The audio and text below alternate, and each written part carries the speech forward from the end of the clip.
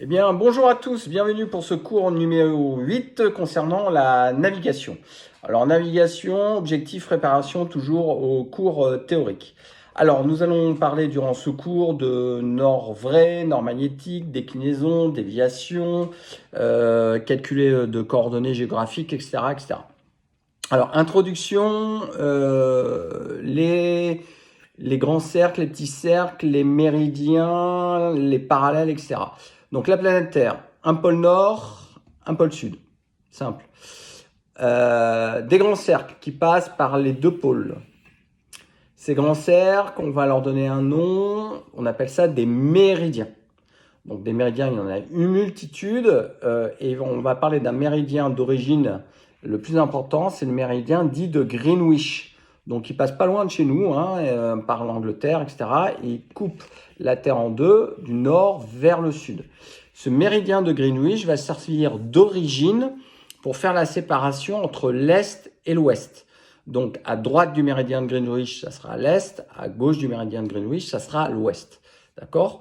Donc ensuite, on va avoir des cercles. Ces cercles vont être des parallèles ici, qui partent du pôle nord et qui descendent vers le sud. Et on va avoir le plus grand cercle qui découpe la Terre comme ça, eh bien ça va être l'équateur. Cet équateur, l'objectif, c'est de séparer la Terre cette fois-ci en deux, une partie nord et une partie sud. Voilà. De cette façon, on va avoir tous les degrés des cercles qui descendent vers l'équateur. Alors, comment définir une position géographique? Alors, vous avez sûrement entendu parler de position de coordonnées géographiques GPS, nord 45, 10, est 0,8, machin. Vous allez voir que c'est facile de comprendre ce que ça représente. En fin de compte, positionner un point géographiquement sur la planète, déjà, on va se servir du nord ou du sud, de l'est ou de l'ouest, donc nord-sud par rapport à l'équateur, est-ouest par rapport à Greenwich. Donc si je vous dis nord 45, 00, ça veut dire quoi? Ça veut dire que je vais me positionner par rapport à l'équateur dans un premier temps au nord. Ensuite, 45 degrés, ça veut dire que je vais faire un angle de 45 degrés par rapport à l'équateur. Par exemple, nord 90 degrés, eh bien c'est 90 degrés, l'équateur est comme ça serait le pôle nord. Donc nord 45, c'est la moitié, ça veut dire que ça va être en gros ce qu'on appelle nos latitudes. La France est en gros sous une latitude de nord 45. Donc c'est un angle entre l'équateur, 45 degrés d'angle, qui va donner à peu près la latitude de notre pays, nord 45 et quelques. Si je vous dis nord 10, eh ben, ça va être quelque chose, un angle de 10 degrés qui est beaucoup plus proche de l'équateur. Et si je vous dis nord 90 degrés, je vous l'ai dit tout à l'heure, c'est le pôle nord. Si je vous dis sud 45, eh ben, c'est de l'autre côté, c'est dans l'hémisphère sud et c'est sous 45 degrés. Donc on va être aux alentours de la Bolivie ou quelque chose comme ça, sur le cercle qui passe par la Bolivie, tout autour. Donc justement, si on va avoir une position précise d'un point, il faut qu'on ait une intersection d'un méridien et d'un parallèle. Et là, on va parler de est, par exemple, est 04. Alors, est 04, ça veut dire que c'est à droite de Greenwich, puisque est, c'est la partie droite, pour 4 degrés. Et est 04 degrés, eh ben, vous allez voir que c'est quasiment Nice. Donc, si je dis nord 45, est 4, eh ben, je dois tomber, en gros, dans les Alpes, quelque chose comme ça. Voilà ce qui nous permet de positionner géographiquement un point en utilisant l'hémisphère nord, l'hémisphère sud, l'équateur, Greenwich, est, ouest, nord 45. Donc ce sont des angles. On parle de latitude pour tout ce qui est sur un axe qui monte vers les pôles ou qui descend vers le pôle, et de longitude, tout ce qui part de Greenwich, qui part vers la droite, vers l'est, ou vers la gauche, vers l'ouest. Voilà. Voilà en gros comment on établit des positions géographiques. Alors, les références, donc voilà, je vous rappelle, donc le globe, pôle nord, pôle sud, référence Greenwich, équateur, des angles, nord 45, nord, etc., 10, est-ouest, gauche-droite, nord, sud. Les références d'orientation. Alors, pôle Nord, pôle Sud. Hémisphère Nord, on va raisonner que l'hémisphère. Donc, pôle Nord, c'est en gros l'intersection de tous les méridiens qui vont nous donner un point ici, qui est le pôle Nord. Lorsque vous avez tracé une navigation sur votre carte, on a des cartes 500 000 ou millions, on trace un trait d'un point A à un point B, on va déterminer une route vraie, c'est-à-dire une route que l'on veut suivre, un cap que l'on veut suivre pour aller d'un point A à un point B. Pour déterminer ce cap, on va se servir des méridiens. Alors, vous apprendrez avec vos instruments à vous servir d'un compas, avec vos instructeurs pour vous servir d'un compas, une règle de Krak, etc., pour déterminer un cap vrai. Vrai, pourquoi? Parce que comme support, comme origine, ils vont se servir des méridiens. Le problème, c'est que si vous partez en vol et que vous suivez le cap vrai que vous avez calculé sur votre carte, eh bien, il y a des endroits de la planète où ça va pas marcher. Alors, chez nous, on va voir que c'est pas bien grave, mais en Nouvelle-Calédonie, vous allez voir que c'est un problème. Pourquoi? Parce que votre compas magnétique, il prend des références magnétiques. Donc référence magnétique, c'est-à-dire qu'il va se positionner par rapport au nord magnétique et pas au nord vrai. Qu'est-ce que le nord magnétique? Eh bien, au milieu de la Terre, il y a des minerais, du magma, des champs magnétiques qui vont générer un autre nord. C'est le nord magnétique. Alors, il n'y a pas autant d'écart entre le nord vrai et le nord magnétique, mais pour que vous voyez bien pédagogiquement, je vous fais voir. Donc, il y a un écart entre le nord magnétique qui va être la référence de votre compas magnétique, et non pas le nord vrai, et le nord vrai. Et cet angle-là, entre le nord vrai et le nord magnétique, c'est ce qu'on appelle la déclinaison magnétique. Et selon l'endroit où vous vous positionnez sur la Terre, eh bien cet angle ne sera pas perçu de la même façon. Par exemple, ici, vous avez un angle de 20 degrés. Okay, donc là, la déclinaison, si vous êtes ici, que vous allez par là, eh bien, vous avez une grosse déclinaison magnétique. Par contre, si vous habitez ici, voilà, vous voyez que le nord vrai et le nord magnétique sont confondus. Donc là, la déclinaison, elle n'est pas importante. C'est le cas, par exemple, nous, ici à Biscarrosse, on a 1 degré de déclinaison magnétique. Donc, lorsqu'on va convertir un cap vrai en cap magnétique, 1 degré, c'est pas bien grave. En Nouvelle-Calédonie, je crois que c'est 12 degrés. 12 degrés de déclinaison magnétique, 12 degrés d'angle. Donc, si vous partez au cap nord et que vous ne tenez pas compte du cap magnétique, et bien, au bout d'1 heure de vol, eh bien, je peux vous dire que vous n'arrivez pas du tout au point prévu parce que vous avez dérivé de 12 degrés durant votre navigation. Donc, il est important de savoir la valeur de la déclinaison magnétique à l'endroit où vous vous situez pour calculer votre cap magnétique. Alors, comment calculer ce cap magnétique? Eh bien, le nord vrai, pour calculer dans un premier temps avec votre règle de Kra ou votre compas sur la carte, le cap que vous voulez suivre, la route vraie que vous voulez suivre, et on va rajouter la déclinaison magnétique. Alors, cette déclinaison magnétique, il y a 2 possibilités, ou elle est nulle, 3, ou elle est nulle, ou elle est est, ou elle est ouest. Si est, c'est à droite. Si c'est ouest, c'est à gauche. Donc, vous allez mémoriser tout ce qui est à droite, vous allez mettre un chiffre plus devant. Je vous demande juste d'appliquer et pas de comprendre, vous comprendrez à la fin. Donc, tout ce qui est à droite, chiffre plus, tout ce qui est à gauche, chiffre moins. OK? Et la formule pour calculer un cap magnétique, c'est cap magnétique est égal à le cap vrai, vous avez tracé, moins, ouvrez la parenthèse, la valeur de la déclinaison magnétique. Si c'est est, c'est plus. Si c'est ouest, c'est moins. Donc la formule, c'est ça. Cap magnétique ou route magnétique est égal à route vraie moins, ouvrez la parenthèse, les valeurs de la déclinaison magnétique. Si elle est à gauche, c'est moins. Donc moins par moins, ça fera plus. Ça va s'additionner. Si elle est à droite, ça fera plus, donc ça fera moins. Exemple, vous déterminez une route de 90. La déclinaison magnétique est de 5 degrés gauche, donc 5 degrés ouest. Donc la valeur est négative, ça fait moins. Donc ça fait 90 moins par moins, ça fait plus. Ça fera la route magnétique à suivre, c'est la route 95. À l'inverse, si elle avait été est, donc plus, à droite, il aurait fallu la retirer et ça aurait fait 85. D'accord?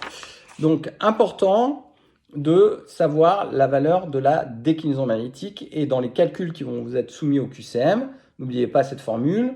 Donc, cap magnétique est égal cap vrai moins, ouvrez la parenthèse, déclinaison magnétique à l'intérieur et elle est négative ou positive. Négative si elle est à gauche, positive si elle est à droite. Droite, est, ouest, gauche. OK? Ça, c'est pour les références du Nord.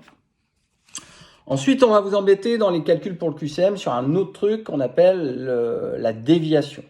Alors, c'est par rapport au nord compas, c'est-à-dire que la plupart des industriels ou des avionneurs c'est-à-dire qui vont disposer dans votre cockpit votre compas magnétique considèrent que eh bien, il peut y avoir des pollutions liées à la proximité de métal, une radio, quelque chose comme ça, qui vont polluer votre cap magnétique. Alors, sous les compas magnétiques, quelquefois, il y a un petit carton avec des chiffres et des valeurs de déviation en fonction de l'orientation de votre aéronef. C'est-à-dire, au cap nord, vous avez une déviation de 2 degrés est, etc., etc.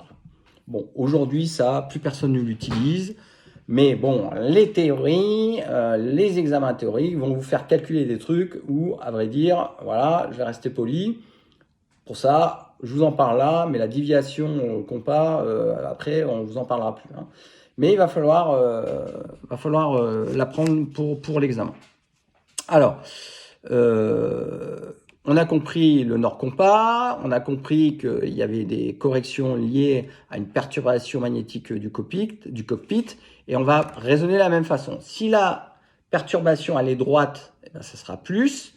Si la perturbation elle est gauche, ça sera moins. Et dans la formule, ça va être le cap compas, ou la route compas est égale à la route vraie, moins, on reprend la déclinaison magnétique, comme tout à l'heure, entre parenthèses avec le chiffre moins ou plus en fonction c'est est ou ouest, moins la valeur de la déviation du compas. Et de la même façon, si c'est droite, ça sera plus le chiffre à l'intérieur, le signe, et si c'est gauche, eh ben, ça sera moins. On verra donc dans un exemple tout à l'heure que ça va venir s'ajouter ou se retirer pour déterminer eh bien, la route compas. Ok ? Voilà pour le nord compas. Ensuite, dernière chose qu'on va vous demander, pour calculer la valeur finale de la route à suivre, c'est la dérive. Alors ça, la dérive, par contre, ça nous intéresse beaucoup plus. C'est-à-dire que lorsqu'un avion se déplace dans une masse d'air sans vent, eh bien, il ne subit pas ni d'avance ni de retard en termes de timing, c'est-à-dire vent de face, ben, il est freiné, vent arrière, il l'accélère, ni de dérive, c'est-à-dire ben, si vous prenez du vent de côté, vous allez par là, si vous affichez un cap pour aller vers le point B et que vous avez du vent de travers, ben, vous n'y arriverez pas, vous allez dériver. Même principe qu'en bateau, des choses comme ça. Donc il va falloir afficher un cap différent de la route que vous voulez suivre pour annuler ou contrer ce qu'on appelle la dérive. Alors la dérive, l'appellation généralement c'est X. Alors, exemple, hein, vous voulez voler au cap à ce cap-là, vous subissez un vent qui vous pousse par là, donc il faut bien que vous affichiez un nouveau cap pour contrer cette dérive. Okay ? Donc comment on calcule ça ? Eh bien, de la même façon, dérive à droite, le signe sera plus. Je dérive à gauche, le chiffre sera moins. Donc, prenez toujours ce même tableau. Hein. Dès que c'est droite, ouest, les signes, c'est plus. Dès que c'est gauche, les signes, c'est moins. Et on va réécrire la formule qui est le cap compas est égal à la route vraie moins, ouvrez la parenthèse, la déclinaison magnétique, plus ou moins, ouvrez la parenthèse, la déviation du compas, plus ou moins, donc droite plus, moins la valeur de la dérive. Si elle est droite, le signe à l'intérieur de la parenthèse sera plus, si elle est gauche, elle sera moins. Ok ?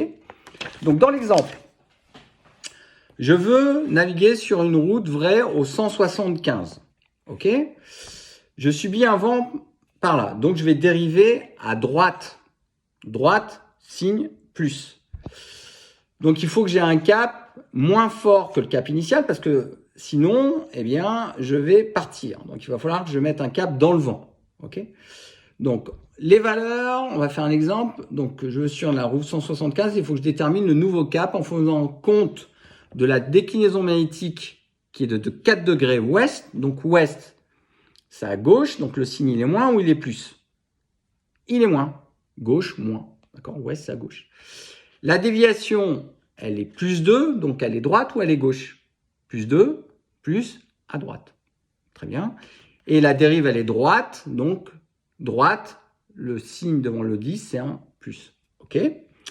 Donc, je reprends mon cap compas, c'est la route vraie 175, moins, ouvrez la parenthèse, les valeurs de la déclinaison magnétique. Eh ben, gauche, c'est un moins, donc j'ai écrit moins 4, moins les valeurs de la déviation plus 2, j'ouvre la parenthèse, j'écris un plus 2, moins, ouvrez la parenthèse, la dérive droite, c'est un plus 10. Donc ça fait 175 moins par moins. Alors, désolé pour les jeunes qui nous suivent, les 13-14 ans qui n'ont pas encore vu ça, moins par moins, en mathématiques, vous allez l'apprendre maintenant, ça s'annule, ça fait plus. Moins par plus, ça fait toujours moins. Donc, moins par moins, ça fait plus. Donc, ça va s'annuler, ça va devenir un plus. Moins par plus, ça va faire moins. Moins par plus, ça va faire moins. Donc, ça fait 175 plus 4, 179. Moins 2, 177. Moins 10, 167. Voilà, 167, c'est le nouveau cap que je dois suivre pour suivre la route 175, qui va tenir compte de la déviation, de la déclinaison et de la dérive. Voilà, donc tout ça, eh bien, vous allez le retrouver dans des exemples, des exercices dans les tests QCM liés à la navigation. Entraînez-vous, marquez la formule, ouvrez les parenthèses. Droite, n'oubliez pas, c'est le signe plus. Gauche, n'oubliez pas, c'est le signe moins. OK ? On va revenir sur le vent et sur le calcul de la dérive et le calcul du retard ou de l'avance, des tuyaux que je vais vous donner, comment moi j'enseigne ça au vol des aigles et comment moi on me l'a enseigné dans l'armée de l'air. Donc j'utilise la méthode de l'armée de l'air. Donc le tracé d'une navigation, ça sera peut-être enseigné, je pense pas en théorie, il faut venir me voir là, je vous enseignerai comment tracer une navigation. En gros, j'utilise la méthode de l'armée de l'air, c'est-à-dire on va tracer sur la carte de navigation le trait. On va tracer une navigation sans vent, en graduant le timing, en marquant les caps, en marquant des points de repère caractéristiques, des points tournants, calcul pétrole. C'est-à-dire que le seul document que nous, on va avoir en navigation, c'est la carte. On ne fait pas de log de navigation et la carte, elle est tracée sans vent. C'est-à-dire que c'est dans l'exécution qu'on va déterminer si on a un vent de face, vent arrière, vent de côté, etc. Et c'est dans l'exécution qu'on calculera l'heure estimée d'arrivée, le retard ou l'avance et la dérive. Alors, comment ? Donc, je ne rentre pas dans les détails, mais je vous donne quelques astuces. Imaginez ici, j'ai tracé une navigation, donc avec un point de départ et un point d'arrivée. Donc là, je vole au cap 90. J'ai un point de repère à la minute 3. Donc à la minute 3, je fais un bilan. Est-ce que je suis sur ma route? Et je fais un bilan en timing. Est-ce que à la minute 3, j'ai le point de repère défini sous mon aile gauche, mon aile droite, à côté de moi, etc. Un gros bled, un croisement voie ferrée, autoroute, etc. Un point de repère caractéristique, un coude d'un fleuve, etc. Ce point de caractéristique, il est sous mon aile, mais j'ai un écart de temps. C'est-à-dire, je devais passer à cet endroit à la minute 3 et j'ai un écart de temps. Dans l'exemple, je vous ai pris 3 minutes 30. C'est-à-dire que je suis en retard. Si je devais le prendre à 3h et que je le prends à 3h30, le train, je le prends 30 minutes en retard. Donc là, j'ai bien 30 secondes de retard. À l'inverse, si je passe à la minute 2h30, je suis en avance. Donc là, je constate un écart de temps de 30 secondes. Mon objectif est de déterminer l'heure estimée d'arrivée à un autre point de repère, c'est-à-dire à la minute 9. Comment je vais faire ? Simple, je prends l'écart de temps, donc à la minute 3, 30 secondes, divisé par le temps prévu à laquelle je devais passer à la minute 3, donc 30 divisé par 3, ça fait 10 secondes, c'est-à-dire que toutes les minutes, je prends 10 secondes de retard. Toutes les minutes, je suis freiné de 10 secondes. C'est-à-dire que quand je vais arriver à la minute 9 là-bas, ça va faire 9 fois 10, 90 secondes. J'arriverai à 10 minutes et 30 secondes. Voilà. Donc en gros, la formule, c'est écart de temps divisé par le temps prévu en minutes vous donne le nombre de secondes d'avance ou de retard par minute, auquel vous pouvez ensuite imputer ce chiffre-là sur toute votre branche de navigation. C'est simple, ça marche très bien. Pour le calcul de la dérive, même méthode. Alors ça, c'est méthode de l'armée de l'air, je viens vous apprendre. On faisait ça à 900 km/h dans nos Alpha Jet, nos Mirage, etc. Donc c'est simple. Donc je pense qu'on peut le faire à 200 km/h ou à 300 km/h. C'est aussi simple. Calcul de dérive, là, même méthode, sauf que, en gros, on va déterminer un écart de temps en secondes par rapport au point de repère prévu. C'est-à-dire là, j'ai toujours ma branche de navigation. Je devais passer ici à la minute 3, puis en fin de compte, je passe ici. Donc là, j'ai un écart de temps. Cet écart de temps, pareil, là, dans l'exemple, je l'ai défini à 30 secondes. Eh bien, 30 secondes d'écart de temps par rapport à la route. Donc, ça veut dire qu'en vol, vous devez, moi en tout cas, je l'apprends comme ça à mes élèves, vous devez estimer que le point de repère devant vous, il a 1 minute, 30 secondes, 2 minutes, etc. Et de façon latérale aussi, 30 secondes. 30 secondes, généralement, c'est pas loin du bout des saumons, hein, à 1000 pieds, hein, à peu près, ça fait ça. Donc, c'est-à-dire, écart de temps par rapport au point de repère, divisé par le temps prévu en minutes. Là, dans l'exemple, c'est 3. 30 divisé par 3, ça fait 10 degrés. Vous avez 10 degrés de dérive. Donc, l'écart de temps en secondes par rapport à la route sur le temps prévu à cet endroit-là en minutes de la navigation vous donne la dérive. D'accord? Donc, ça fait cet écart de temps divisé par ça, ça vous donne la dérive. Donc, 30 divisé par 3, et là, il y a 10 degrés de dérive. Alors après, il faut revenir sur route. Je fais deux fois la dérive. Je referme de 10 degrés. Là, ça va même parallèle à la route. Je referme de 10 degrés. Et dans 3 minutes, ça va me ramener sur la route. C'est la méthode du triangle isocèle. 3 minutes, je suis sur la route. Donc, je fais ça au chrono. Dans 3 minutes, je reprendrai mon cap initial, corrigé de la dérive. Donc, je rajouterai 10 degrés.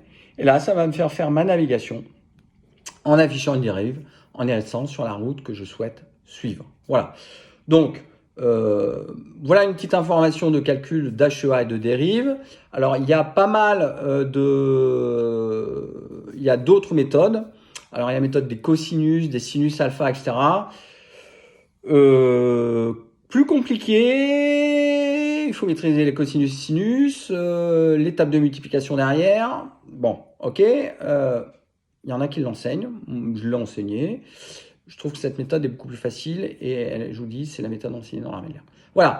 Écoutez, faites votre choix, bon vol, bonne préparation et à bientôt pour le cours numéro 9, en espérant que cela vous donne satisfaction. Bonne journée, bon vol à tous. Au revoir.